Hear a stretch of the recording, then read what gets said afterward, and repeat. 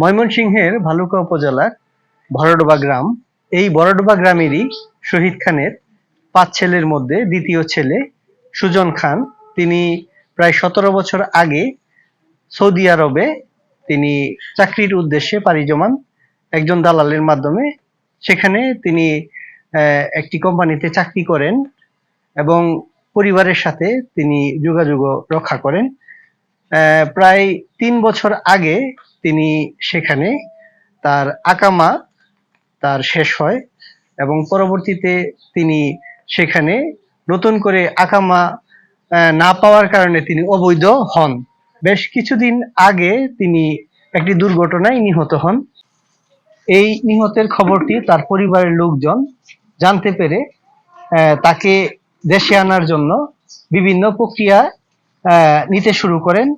এক পর্যায়ে তারা স্থানীয় প্রশাসন সহ সরকারের কাছে আবেদন করেন তাদের ছেলে সুজন খানকে দেশে ফিরিয়ে আনতে, তার লাশ তারা ফিরে পেতে। সরকারের কাছে আবেদন, আমার ছেলেকে আমি আইবে প্রশাসনে দিচ্ছি, মন্ত্রণালয়ে দিচ্ছি, যদি আমাকে দয়া ধরে আমার ছেলেটা লাশটা আমরা আবেদন করতেছি আনার জন্য। তার মা এবং বাবা, তার পরিবারের লোকজন শোকে কাতর। তার মা প্রায় সময় ছেলের জন্য কান্নাকাটি করেন এবং তার বাবা একই অবস্থা। পেছনের যে বাড়িটি, এটি সুজন খানের। তিনি দীর্ঘদিন যাবৎ বাড়িতে আসেন না এবং তিনি দীর্ঘ 17 বছর বিদেশে থাকার সুবাদে তিনি এখানে তিনি বিয়েও করেননি। তার কোনো পরিবার নেই, তার বাবা মার সঙ্গেই তিনি থাকতেন।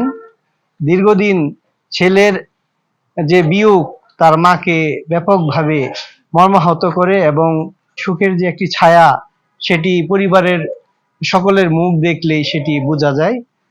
এই শহীদ খান এবং উনার পরিবার তিনি তার সন্তানকে দেশের মাটিতে তারা ফিরে পেতে চান এবং তাদের সন্তানকে তারা এক নজর দেখতে চান। এটি সরকারের কাছে তারা আকুল আবেদন জানিয়েছেন।